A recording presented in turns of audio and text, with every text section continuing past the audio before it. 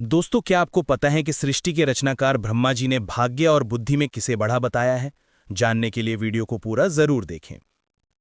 बहुत पुरानी बात है। सृष्टि के रचयिता ब्रह्मा जी का दरबार सजा हुआ था। सभी देवी देवता, ऋषि मुनि और आकाशीय प्राणी वहां उपस्थित थे। स्वर्गलोक की चमकदार सभा में चारों ओर दिव्य प्रकाश फैला हुआ था। ब्रह्मा जी अपने सिंहासन पर विराजमान थे और उनके चारों मुखों से ज्ञान की धारा बह रही थी। देवताओं में से दो सबसे विशेष भाग्य और बुद्धि भी वहीं थे। ब्रह्मा जी के दरबार में बैठे बैठे बात करते करते भाग्य और बुद्धि की नोकझोंक शुरू हो गई। भाग्य कहता है, देखो बुद्धि, मैं ही सब कुछ हूं। जिस मनुष्य पर मेरा हाथ होता है वह रंग से राजा बन जाता है। मैं उसे धन, वैभव, सुख, संपत्ति सब कुछ दे लेता हूं। तुम्हारी क्या औकात है? तुम तो बस सोचती हो, लेकिन मैं तो भाग्य बदलता हूं। बुद्धि ने मुस्कुराते हुए जवाब दिया, अरे भाग्य, तुम कितने भोले हो। तुम्हारा साथ तो अंधेरे में चमकने वाले जुगनू जैसा है, क्षणिक। लेकिन जब मैं किसी का साथ छोड़ देती हूं तो वह व्यक्ति पागल हो जाता है, सब कुछ गवा बैठता है। तुम्हारा भाग्य उसके लिए व्यर्थ हो जाता है। मैं ही असली शक्ति हूं, क्योंकि मैं निर्णय लेती हूं, योजना बनाती हूं। बहस बढ़ती गई। भाग्य चिल्लाकर बोला, नहीं, तुम गलत हो। अगर मैं किसी का साथ छोड़ दूं तो तुम कितनी भी चतुराई दिखाओ, वह व्यक्ति कभी सफल नहीं हो सकता।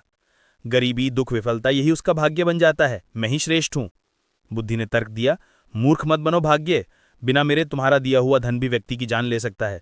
वह उसे संभाल नहीं पाता, गलत फैसले लेता है और सब कुछ बर्बाद कर देता है। मैं बड़ी हूं क्योंकि मैं जीवन की दिशा तय करती हूं। दोनों की आवाजें ऊंची होती गई। सभा में शोर मच गया। देवता एक दूसरे की ओर देखने लगे। तभी ब्रह्मदेव ने दोनों को बहस करते हुए देखा और मन ही मन सोचा, भाग्य और बुद्धि दोनों महान देवता है। ये दोनों इस दुनिया के शक्तिशाली और प्रभावशाली देव हैं, और ये आपस में इस तरह झगड़ रहे हैं जो ठीक नहीं है। इनका फैसला तो मुझे ही करना होगा। ब्रह्मदेव ने बुद्धि और भाग्य से पूछा, तुम दोनों झगड़ क्यों रहे हो? भाग्य कहने लगा, ब्रह्मदेव, मैं जिस मनुष्य का साथ छोड़ देता हूं वह मनुष्य क्या कर सकता है? वह तो अपना सारा जीवन गरीबी और दरिद्रता में गुजारता है। वह अपने जीवन में कभी भी खुश नहीं रह सकता। इतना सुनते ही बुद्धि बोल उठी, नहीं ब्रह्मदेव, भाग्य झूठ कह रहा है। जब मैं किसी का साथ छोड़ देती हूं तो भाग्य चाहे उस मनुष्य का जितना भी साथ दे, वह कुछ नहीं कर सकता। बुद्धिहीन मनुष्य तो मृतक के समान होता है। ब्रह्मा जी ने दोनों की बातें ध्यान से सुनी।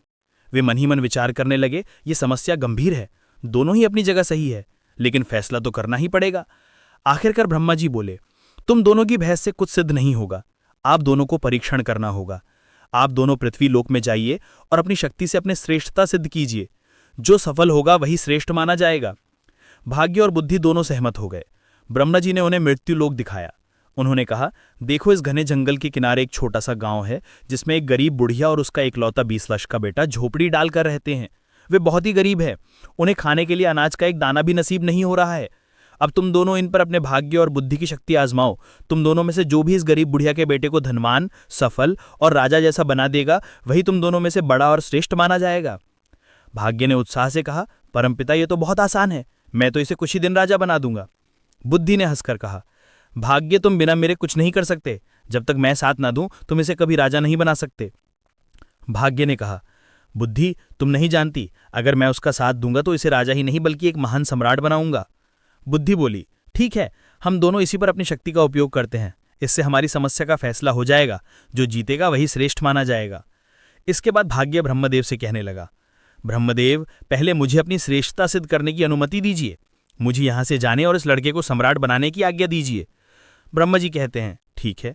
ब्रह्मदेव की कहते ही बुद्धि ने ब्रह्मदेव से कहा, ब्रह्मदेव, मैं इस लड़के का साथ छोड़कर आ रही हूं। उसकी बात सुनकर भाग्य ने कहा, ठीक है, तुम अभी इसका साथ छोड़ दो और ब्रह्मलोक में आ जाओ। बुद्धि भाग्य से कहने लगी, भाग्य, ध्यान रखना कहीं ऐसा ना हो कि तुम इसे सम्राट बनाने के चक्कर में मार ही दो। ये बेचारा कहीं राजा बनते बनते मर ना जाए। भाग्य ने कहा, बुद्धि, तुम ये सब दूर से देखते रहो। आज तुम्हारी हार निश्चित है, क्योंकि मैं ही तुमसे ज्यादा शक्तिशाली और बलवान हूं।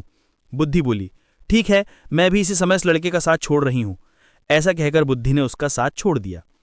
बुद्धि के साथ छोड़ते ही वह लड़का अपनी शुद्ध बुद्धि खो बैठा। वह पागल और मूर्ख बन गया। अब भाग्य अपना काम करना शुरू करता है। वह देखता है कि उस व्यक्ति के पास कुछ नहीं है। एक घास फूस की बनी हुई झोपड़ी है और केवल 3 गायें बंधी हुई हैं। लड़का उन गायों के खाने के लिए हरी हरी घास काट कर लाता है और उन्हें चराता है। वह पूरा दिन इसी में गुजार देता है। उसकी स्थिति देखकर भाग्य सोचता है, ना इसके पास पहनने के लिए अच्छे वस्त्र हैं, ना ही पैरों में पहनने के लिए जूते। अब मैं इसका साथ दे रहा हूं और इसे राजा बनाकर रहूंगा। भाग्य ने पासा पलटा। जिस रास्ते से वह चरवाहा निकल रहा था, उसी रास्ते में भाग्य ने एक सुंदर सोने के जूतों की जोड़ी रख दी। लड़के का ध्यान उन जूतों पर गया, पर वह उन्हें पहचान नहीं पाया कि ये सोने के जूते हैं। उसे तो बस पैरों में पहनने के लिए जूते चाहिए थे, इसलिए उसने वे सोने के जूते पहन लिए और सोचने लगा, चलो जूते तो मिल गए, इससे मेरा बहुत समय का काम चल जाएगा। अब जंगल से चारा लाते और गायों को चराते समय मेरे पैरों में कांटे नहीं लगेंगे। उन जूतों को पहनकर वो अपने घर आ जाता है। प्रतिदिन उसकी यही दिनचर्या चलती रही। वह जंगल में गायों को चराने जाता और जंगल से हरी हरी घास काट कर लाता था। उसकी माता की बुद्धि भी समाप्त हो गई थी, क्योंकि बुद्धि उसे भी छोड़कर चली गई थी। भाग्य ने तो उस चरवाहे का खूब साथ दिया, लेकिन उसके जीवन में कोई बदलाव नहीं आया। भाग्य सोचने लगा कि मैंने तो इसे सम्राट बनाने का संकल्प लिया है, परंतु ये तो मुझे मूर्ख या पागल दिखाई देता है। इसका व्यवहार तो पागलों और मूर्खों की तरह हो गया है। ये सब देख रही बुद्धि ने भाग्य से कहा, क्या तुम नहीं जानते कि मैंने उसका साथ छोड़ दिया है? जब मैं किसी व्यक्ति का साथ छोड़ देती हूं तो ऐसा ही व्यवहार करता है। भाग्य बुद्धि से कहने लगा, मैं भी देखता हूं कि तुम क्या कर सकती हो, अब तुम भी देखोगी कि मैं क्या कर सकता हूं। उस देश के नजदीक ही एक देश था, राजा विक्रम सिंह का। उसका एक सौदागर था। वह अलग अलग देशों और स्थानों पर जाकर व्यापार करता था। उस सौदागर के पास व्यापार करने के लिए कुछ ऊंट थे। वह ऊँटों पर पीतल लाद कर ले जाता था और दूसरे देश में जाकर व्यापार किया करता था। एक दिन वह सौदागर उसी जंगल से गुजर रहा था जहां पर वह चरवाहा रहता था और अपनी गाय चराता था। वह सौदागर ऊँट लेकर जा रहा था, तभी रास्ते में जाते हुए उसकी नज़र उस चरवाहे के पैरों पर पड़ी। सौदागर ने देखा कि इस चरवाहे के पैरों में तो सोने के जूते हैं और यह इनकी कोई कदर नहीं कर रहा है। इसे देखकर लगता है कि ये सोने के जूतों के बारे में तो शायद जानता भी नहीं है। सौदागर उस ऊँट से नीचे उतरकर उस चरवाहे से पूछने लगा, भाई तुम ये जूते कहाँ से लाए हो? उस चरवाहे ने उस सौदागर को बताया, ये जूते मुझे इस जंगल में रास्ते पर पड़े हुए मिले थे। सौदागर ने उस चरवाहे से पूछा, क्या तुम इन जूतों को बेचना चाहोगे? तो उस चरवाहे ने कहा, जरूर बेच दूंगा। इन्हें पहनते पहनते मुझे बहुत समय हो गया है, लेकिन ये टूटते या फटते बिल्कुल भी नहीं है। ये तो काफी समय से ऐसे ही हैं। व्यापारी ने चरवाहे से कहा, ये जूते मुझे बेच दो, इन जूतों के बदले में जो चाहो मुझसे वो ले लो। उस चरवाहे ने व्यापारी से कहा, मुझे इन जूतों के बदले में ज्यादा कुछ नहीं चाहिए, सिर्फ 1 मन अनाज चाहिए, जिससे मुझे और मेरी माता को 2 समय का भोजन प्राप्त हो जाए। हम तो भूखे मरते हैं। उसने सौदागर को वे सोने के जूते 1 मन अनाज के बदले ही दे दिए। सोने के जूते पाकर वह सौदागर बहुत खुश हो गया। वह सौदागर उस चरवाहे को 1 मन अनाज देकर चला जाता है। तब बुद्धि भाग्य से कहने लगी, भाग्य देखते नहीं कि तुम्हारे जूते तो 1 मन अनाज के बदले में बिक गए। भाग्य ने बुद्धि की बात सुनकर कहा, बुद्धि तुम चिंता मत करो, मैं जिसका साथ देता हूं उसे कोई भी राजा बनने से नहीं रोक सकता। मैं इसे एक महान सम्राट बनाकर ही रहूंगा। बुद्धि कहने लगी, भाग्य तुम मेरे बिना कुछ नहीं कर सकते। देखना तुम इसे अवश्य मार दोगे, ये बेचारा कहीं राजा बनते बनते मार न जाए। भाग्य ने कहा, बुद्धि तुम कैसी बातें कर रही हो, देखना अब मैं क्या करता हूं। और इतना कहकर भाग्य फिर से उस व्यक्ति के पास आता है। भाग्य ने दूसरे सोने के जूतों की जोड़ी, जो सोने चांदी और जड़ाऊ हीरो से जड़ी हुई थी, उसी रास्ते पर रख दी जिस मार्ग से चरवाहा गायों के लिए घास लेने जंगल से जा रहा था। उस चरवाहे को फिर से सोने के जूते मिले। वह तो बड़ा प्रसन्न हो गया। उधर सौदागर पहले वाले सोने के जूते पाकर बहुत खुश था। चलते चलते वह सोचने लगा, क्यों ना मैंने अपने राजा को भेंट करूं, ताकि महाराज प्रसन्न होकर मुझे कुछ इनाम दे। यह सोचकर वह सौदागर सोने के जूतों को लेकर महाराज विक्रम सिंह के महल में गया। राज दरबार में जाकर उसने वे स्वर्ण जूते राजा को दे दिए और कहने लगा, महाराज ये स्वर्ण जूते मैं खास तौर पर आपके लिए लेकर आया हूं। ये जूते अद्भुत हैं, ऐसे जूते तो हमारे महाराज के पास होने चाहिए थे। महाराज विक्रम सिंह जूतों को देखकर बहुत प्रसन्न हुए। सोने के सुंदर जूते देखकर उन्हें ऐसा लग रहा था कि जैसे ये जूते देवलोक से आई हों और देवताओं ने इन्हें बनाया हो, मानो स्वयं विश्वकर्मा ने इन्हें बनाया हो। इतने सुंदर जूते देखकर वो खुश हो गए और अपने मंत्री से कहने लगे, सौदागर को 10,000 स्वर्ण मुद्राएं इनाम में दे दी जाए। राजा विक्रम सिंह ने उस सौदागर को 10,000 स्वर्ण मुद्राएं इनाम में दिलवा दी। इतनी ज्यादा स्वर्ण मुद्राएं पाकर सौदागर बहुत खुश हो गया और अपने व्यापार को बढ़ाने की सोचने लगा। मैं इनको भी महाराज की सेवा में लेकर जाता हूं। वो इस बार भी उन हीरे जवाहरात और रत्न जड़े सोने के जूतों को लेकर राजा विक्रम सिंह के दरबार में पहुंच गया।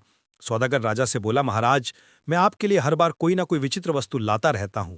हे राजन, आप इन्हें स्वीकार कीजिए।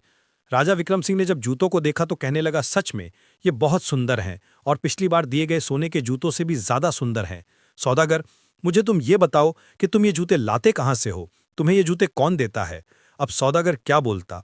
जब सौदागर को कुछ समझ नहीं आया कि राजा को क्या जवाब दे, तो कुछ सोच विचार कर उसने झूठ बोलना ही ठीक समझा और बोला, महाराज दक्षिणी देश में एक सम्राट हैं। सम्राट के यहाँ मैं अपने पीतल का व्यापार करने जाता हूँ तो वो इनाम में ऐसे जूते दे देते हैं। उन्होंने 2 बार मुझे सोने के जूते दिए तो मैंने दोनों बार वो आपकी सेवा में अर्पित कर दिए। ये सुनकर राजा सौदागर से बोला, सौदागर क्या उस राजा को कोई पुत्र है? सौदागर में फिर झूठ बोल दिया। उसने कहा, नहीं महाराज, अभी तो वो सम्राट खुद ही कुंवारा है, उनका विवाह नहीं हुआ है। ये सुनकर राजा विक्रम सिंह बोले, ठीक है सौदागर, हमारी पुत्री बहुत सुंदर है, तुम अपने उस सम्राट से जाकर मिलो और उनसे पूछो कि हम अपने पुत्री का विवाह उससे करना चाहते हैं, क्या उन्हें मंजूर है। राजा की बात सुनकर सौदागर सोचने लगा, अब तो मैं फंस गया। मैं तो ये जूते किसी राजा से नहीं बल्कि चरवाहे से लेकर आता हूं, लेकिन अब तो मैं झूठ बोल चुका हूं। अब मेरा क्या होगा? मैं तो अपने ही बोले हुए झूठ में फंस चुका हूं। राजा ने सौदागर को आदेश दिया, सौदागर उस राजा के पास जाओ और किसी भी तरह उन्हें तैयार करके आओ कि वो हमारी पुत्री से विवाह करें। अब तो सौदागर और चिंता में पड़ गया। वो राज दरबार से वापस आ गया। अपने घर जाकर उसने दोबारा अपने ऊँटों पर पीतल लादा और व्यापार करने चल पड़ा। जब वो दोबारा जंगल में पहुंचा तो सोचने लगा, अगर मुझे यहाँ वो चरवाहा नहीं मिलता तो मैं इस धर्म संकट में नहीं फंसता। इस चरवाहे ने तो मुझे बुरी तरह फंसा दिया है। सोचते सोचते वो सौदागर उस चरवाहे की झोपड़ी पर जा पहुंचा। चरवाहा अपनी झोपड़ी पर सौदागर को आया देखकर बहुत खुश हो गया, क्योंकि वही सौदागर उसके खाने पीने की व्यवस्था करता था। कभी उसे चावल देता था, कभी गेहूं। उसका गुजारा जूते बेचकर इसी सौदागर से पूरा होता था। इसलिए चरवाहा उससे बहुत खुश था। वो बोला, सौदागर आइए, आपका स्वागत है। सौदागर वहीं उसके घर पर ही रुक गया। उसने अपने ऊँटों से पीतल उतारकर एक तरफ रख दिया और फिर चरवाहे से बातें करने लगा। इस समय भाग्य उस चरवाहे का साथ दे रहा था। बातें करते करते चरवाहा पीतल के बोरे पर बैठ गया। जैसे ही वो बैठा तो सभी बोरों में भरा हुआ पीतल सोने में बदल गया। चारों तरफ सोना जगमगाने लगा। ये देखकर सौदागर को ये विश्वास हो गया कि ये व्यक्ति या तो कोई जादूगर है या ईश्वर का कोई बहुत बड़ा भक्त। इस पर ईश्वर की विशेष कृपा है। अब सौदागर अपने बोले हुए झूठ के जाल में और फंसता जा रहा था। उसके मन में विचार आया, मेरे पास धन की कमी नहीं है। मैं ऐसा करता हूं कि इस चरवाहे को ही राजा बना देता हूं। मैं इसके लिए यहाँ जंगल में बहुत बड़ा राजमहल बनवा देता हूँ और इसका उसका राजा बना दूंगा और मैं इसका मंत्री बन जाऊंगा। यहाँ के जो जागीरदार हैं उनसे बहुत सारी जमीन खरीद लूंगा। इससे 2 महीने बाद राजा के पास जाऊंगा और बता दूंगा कि यही सम्राट है। अब सौदागर षड्यंत्र रचने लगा। भाग्य बुद्धि से कहने लगा, बुद्धि देखो मैं क्या करता हूँ, देखना यही सौदागर अब चरवाहे को सम्राट बनाएगा। बुद्धि ने फिर से भाग्य से कहा, कहीं ऐसा ना हो कि राजा बनते बनते ये मर ही जाए, क्योंकि इस समय इसके पास बुद्धि नहीं है। जब ये बात भाग्य ने सुनी तो बोला, बुद्धि तुम इतना घमंड मत करो, ये सम्राट अवश्य बनेगा। दूसरी ओर सौदागर चरवाहे से कहने लगा, चरवाहे मैं तुम्हें यहाँ का सम्राट बना देता हूँ और तुम्हारे रहने के लिए एक बड़ा महल भी बनवाऊंगा। सौदागर में बुद्धि तो थी, लेकिन बुद्धि ने चरवाहे और उसकी माता का साथ छोड़ दिया था। चरवाहा सौदागर से बोला, भाई ठीक है, तुम्हें जो ठीक लगे वो करो, परंतु मेरी गाय मत छोड़ना। मैं इन गायों को हमेशा अपने पास ही रखूंगा। चरवाहे में बुद्धि तो थी नहीं। उसकी बात सुनकर सौदागर सोचने लगा, ये व्यक्ति कितना बड़ा मूर्ख है। मैं इसे राजा बना रहा हूं और इसे गायों की पड़ी है। ये कैसी बातें कर रहा है। फिर भी सौदागर बोला, ठीक है। सौदागर को मन ही मन राजा का डर सता रहा था। राजा ने उसे कहा था कि तुम्हें उस सम्राट से पूछ कर आना है और मेरी लड़की का विवाह उसके साथ करवाना है। इसलिए उस चरवाहे को सम्राट बनाने के चक्कर में सौदागर ने चरवाहे की बात पर ध्यान नहीं दिया। उसने राजमहल की नींव डलवा दी और निर्माण शुरू करवा दिया। जल्दी उसने एक बहुत बड़ा और सुंदर महल चरवाहे के लिए तैयार करवा दिया। सौदागर ने आसपास के सभी जागीरदारों से जमीन खरीद ली और चरवाहे के लिए एक सेना भी बनानी तैयार कर दी। नौकर चाकर दास दासियां रखी।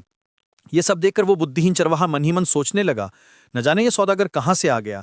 इसने तो हमारी जिंदगी खराब कर दी। अब तो मुझे अपनी गायों को चराने के लिए भी समय नहीं मिलता है। ये हमेशा बातें करने में लगा रहता है। चरवाहे का तो अब भी वही हाल था। वो गायों को जंगल में ले जाता और चराकर वापस लाता। सौदागर ने उसके लिए राजसी वस्त्र सिलवाए, उसके शीश पर मुकुट रखा, लेकिन चरवाहे ने अपना स्वभाव नहीं बदला। वो सौदागर से कहने लगा, तुम्हें जो भी ठीक लगे वो करो, परंतु मेरी गायें कहीं नहीं जानी चाहिए। अगर मेरी गायें चली गई तो मैं तुम्हें जीवित नहीं छोड़ूंगा। सौदागर कहने लगा, अरे चरवाहे, मैंने तो तुम्हें राजा बना दिया है, मैं तुम्हारा मंत्री बनूंगा। लेकिन उस चरवाहे की समझ में यह सब कुछ नहीं आ रहा था। दोस्तों, अब भाग्य बुद्धि से कहने लगा, बुद्धि देखो, मैंने इस चरवाहे को राजा बना दिया है, अभी एक राजमहल का मालिक बन चुका है। बुद्धि कहने लगी, अरे भाग्य, तुम क्यों झूठ बोल रहे हो। यहाँ बैठे हुए समझ देवता इस बात का फैसला करेंगे कि तुमने इसे राजा बना दिया या नहीं, या फिर अब भी वही चरवाहा है। दोस्तों, अब ब्रह्मदेव कहने लगे कि भाग्य, इस चरवाहे में तो अभी तक कोई परिवर्तन नहीं हुआ है, ये तो अब भी वही चरवाहा है, अभी तुम जीते नहीं हो। अब तो बुद्धि बोलने लगी कि ब्रह्मदेव, ऐसा होगा ही नहीं, क्योंकि जब तक मैं चरवाहे का साथ नहीं दूंगी तब तक चरवाहा राजा तो बनेगा ही नहीं, बल्कि उसके प्राण भी संकट में आ जाएंगे। ये मूर्खता करेगा और मारा जाएगा। परंतु भाग्य बोला, बुद्धि, तो मैं उसका साथ दूंगा तो तुम कुछ नहीं कर सकोगी, तुम बैठी रहो और तमाशा देखते रहो। भाग्य फिर उस चरवाहे के पास आ जाता है। सौदागर ने जो उस चरवाहे की 3 गायें थी उन्हें भी किसी गाय खरीदने वाले को बेच दिया। जैसे उस चरवाहे को अपनी गायों के बिकने का पता चला तो वो जोर जोर से रोने चिल्लाने लगा। जब उसके सैनिक, दरबारी और अन्य लोगों ने देखा कि राजा तो ऐसा कर रहा है तो उन लोगों ने सोचा कि शायद राजा पागल हो गया है। अब सौदागर ने उस चरवाहे को समझाया कि तुम ऐसी मूर्खता क्यों कर रहे हो, ये तो 3 गायें थी, मैं तुम्हें ऐसी बहुत सी गायें दिलवा दूंगा। सौदागर की ये बात सुनकर चरवाहा मान जाता है और वो चरवाहा सौदागर के पीछे पड़ गया कि चलिए मुझे आज ही गाय खरीद कर दीजिए। सौदागर उस चरवाहे से कहने लगा, देखो भाई, अब तुम राजा बन गए हो, तुम बच्चों जैसी बातें मत करो, मैं तो तुम्हारा विवाह करवाऊंगा। अपनी माता से पूछो, हमारे यहाँ के राजा विक्रम सिंह, उनकी पुत्री बहुत सुंदर हैं, उनसे तुम्हारी शादी करवाऊंगा। लेकिन चरवाहे में तो बुद्धि ही नहीं थी। वो सौदागर से कहने लगा, तुम मेरा क्या विवाह करवाओगे? और उसकी माता भी कहने लगी, अब विवाह से क्या होगा? हमारी जिंदगी को तो तूने खराब कर ही दिया है। तुमने हमें इतनी भीड़ भाड़ में लाकर पटक दिया है। कहाँ हम इतनी शांति से रहते थे, अपनी गाय चराते थे और अपनी झोपड़ी में मजे से रहते थे। अब सौदागर सोचने लगा, ये दोनों माँ बेटा पागल हैं, अब मैं क्या करूं? ऊपर से उसे महाराज विक्रम सिंह का डर सता रहा था। 6 महीने का समय पूरा हो गया। अब सौदागर अपने देश में महाराज विक्रम सिंह के पास पहुंचा। महाराज से कहने लगा, महाराज, अब आप अपने नाई और पंडित को भेज दीजिए। मैंने अपने सम्राट को मना लिया है, वो आपकी लड़की से शादी करने के लिए तैयार है। ये सुनकर राजा विक्रम सिंह ने नाई और ब्राह्मण को बुलाया और उन दोनों को सौदागर के साथ सम्राट के पास भेज दिया। सौदागर उन दोनों को लेकर चल पड़ा और वो उनको चरवाहे के महल में लेकर आया। सौदागर चरवाहे को पहले ही समझा चुका था कि अब तुम बिल्कुल चुप रहना, नहीं तो महाराज विक्रम सिंह तुम्हें और मुझे दोनों को फांसी की सजा दे देंगे। सौदागर के मुंह से फांसी की बात सुनकर चरवाहा बुरी तरह से डर जाता है और उसकी बात मान जाता है। राजा के नाई और ब्राह्मण शुभ मुहूर्त देखकर विवाह का दिन तय करके उसे बोल देते हैं कि आपको इस दिन बारात लेकर महल में आना है। इसके बाद नाई और ब्राह्मण वापस अपने देश को लौट जाते हैं। उनके महल में पहुंचने के बाद राजा ने उनसे पूछा कि सम्राट कैसा है। नाई और ब्राह्मण बोले, महाराज, उसके पास तो किसी चीज़ की कमी नहीं है, बहुत सारा सोना है, खजाने भरे पड़े हैं, वो तो बहुत ही महान राजा दिखाई पड़ता है। बात सुनकर राजा विक्रम सिंह भी बड़े प्रसन्न हुए। अब तो राजा विक्रम सिंह ने भी शादी की तैयारी शुरू कर दी। धीरे धीरे समय बीतता गया और विवाह का शुभ दिन नज़दीक आ पहुंचा। विवाह के दिन सौदागर ने चरवाहे को खूब सजाकर दूल्हा बनाया और एक सुंदर रथ में बिठाकर उसकी बारात लेकर चल पड़ा। इधर सौदागर चरवाहे को शादी के लिए लेकर जा रहा था। उधर भाग्य बुद्धि से कहने लगा, देखो बुद्धि, अब मैं चरवाहे का विवाह भी राजा की पुत्री से करवा रहा हूँ। बुद्धि मुस्कुराकर बोली, भाग्य, बस देखते जाओ, तुमने अभी इसकी मृत्यु का षड्यंत्र रच दिया है। तुम्हें भी पछतावा होगा कि तुमने ये क्या कर दिया है। ये चरवाहा भी तुम्हारे जाल में फंस चुका है। तुम तो इसे राजा बनाने की बात कर रहे हो, देखते जाओ, तुम्हारे कारण अब ये चरवाहा अपने प्राण खो देगा। भाग्य बोला, बुद्धि, जब मैं उसका साथ दे रहा हूं तो तुम क्यों परेशान हो रही हो? बस तुम देखती रहो कि मैं क्या करता हूं। कुछ दिन का सफर तय करने के बाद चरवाहे की बारात राजा विक्रम सिंह के यहाँ पहुंच जाती है। जब राजा ने देखा कि बारात पहुंच चुकी है तो अपने मंत्रियों के साथ ढेर सारे उपहार लेकर बारात का स्वागत करने नगर के द्वार की ओर चल पड़ा। दूसरी ओर जब चरवाहे ने देखा कि सामने से ढाल तलवार लेकर कोई राजा सेना के साथ आ रहा है तो वो बुरी तरह ही डर गया और वो अपने रथ से उतरकर भागने लगा। चरवाहे को भागता देखकर सौदागर ने सोचा, ये तो पक्का मुझे मरवाएगा। सौदागर भी रथ से उतरकर पकड़ने के लिए उसके पीछे भागता है और उसे पकड़ लेता है। सौदागर ने चरवाहे से पूछा कि तुम भाग क्यों रहे हो?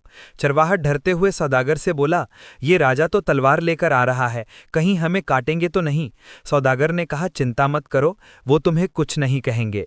तुम्हारा विवाह होगा, तुम्हें दुल्हन मिलेगी, तुम डरो मत। इतना सुनकर वो चरवाहा वापस आकर अपने रथ पर बैठ जाता है। राजा ने चरवाहे को देखकर सोचा, ये तो बहुत सुंदर है। उसने बारात का स्वागत किया। अपने कहे अनुसार सौदागर उसके हर जगह साथ साथ जा रहा था। जब मंडप में जाने का समय हुआ तो सौदागर धर्म संकट में फंस गया कि वहां भी उसे साथ ही जाना पड़ रहा था। वो मंडप में पीछे बैठ गया। राजा विक्रम सिंह कहने लगा, सौदागर, तुम इसके साथ साथ क्यों रहते हो? तो सौदागर बोला, महाराज, मैं इनका मंत्री हूं, इन्होंने मुझे अपना मंत्री बनाया है। राजा ने अपनी पुत्री का विवाह उस चरवाहे के साथ कर दिया। शादी हो जाने के बाद राजा ने दामाद को महल का ही एक भाग दे दिया। राजा का कोई पुत्र नहीं था और वो दामाद को अपने पास ही रखना चाहता था ताकि राज सिंहासन बाद में उसे सौंप सके। अब सौदागर को रहने के लिए अलग स्थान दे दिया गया। सौदागर मन ही मन घबरा रहा था कि कहीं चरवाहा भेद न खोल दे। चरवाहा बहुत प्रसन्न था। ये देखकर बुद्धि मुस्कुराई तो भाग्य बोला, देखती रहूं, मैंने इसका विवाह राजा की पुत्री के साथ करवा दिया है। अभी चरवाहा सम्राट बनने ही वाला है। भाग्य की ये बात सुनकर बुद्धि कहने लगी, अरे भाग्य, तुम क्यों बेवकूफ़ बन रहे हो? तुम जानते हो कि उसे कुछ पता ही नहीं है कि राजा क्या होता है, विवाह क्या होता है। उसकी तो मृत्यु निकट आ गई है, वो तो मरने वाला है। भाग्य कहता है, ये तुम क्या कह रही हो बुद्धि? तो बुद्धि बोली, मैं सच कह रही हूँ। मैंने जब इसका साथ छोड़ा था ये तो उसी समय मर गया था, क्योंकि बुद्धिहीन व्यक्ति तो वैसे ही मृतक के समान होता है। अब ये बेचारा मारा जाएगा। तुम तो बस इसे बचाने की कोशिश करो, अब ये मरने वाला है। भाग्य बोला, ये मरेगा क्यों? इसकी शादी हो गई है, अब ये आराम से वहां पर रहेगा और फिर सम्राट बनेगा। राज परिवार की परंपरा के अनुसार राजकुमारी वधू के वेश में सज संवर कर खाना लेकर रात को अपने पति के कक्ष में गई।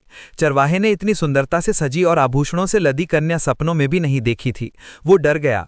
उस बुद्धिहीन चरवाहे को बचपन में अपनी दादी की सुनाई गई कहानी याद आ गई, जिसमें एक राक्षसी सुंदरी का भेष बनाकर गहनों से सजी धजी एक पुरुष को खा जाती है। उसके मन में विचार आया, ये कोई राक्षसी तो नहीं है जो उसे खाने के लिए आई है। उसने सोचा, राक्षसी के हाथ पड़ने से तो अच्छा है कि मैं यहां से भाग जाऊं। यही सोचकर वो उठा और राजकुमारी को धक्का देकर गिराता हुआ चिल्लाता हुआ कमरे से निकल भागा। भागता वो सीधे नदी के किनारे पहुंचा और पानी में कूद गया।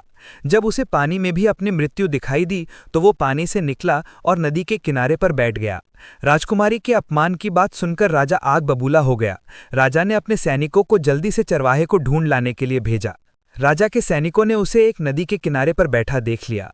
वे उसे पकड़कर राजा के पास ले आए। उसे देखकर राजा को क्रोध आ गया। उसने चरवाहे को कठोर दंड देने का निश्चय किया। राजा ने आदेश जारी कर दिया कि अगली सुबह उसे मृत्युदंड दिया जाएगा, इसे कारागार में डाल दो। ये सब भाग्य अपनी आंखों से देखते हुए अपना माथा ठोक रहे थे और सोच रहे थे, ये तो बिल्कुल मूर्ख निकला। मूर्ख ने मेरी सारी योजना ही चौपट कर दी। तभी बुद्धि मुस्कुराते हुए उनके पास आई। बुद्धि ने भाग्य से कहा, आखिर तुम हार ही गए।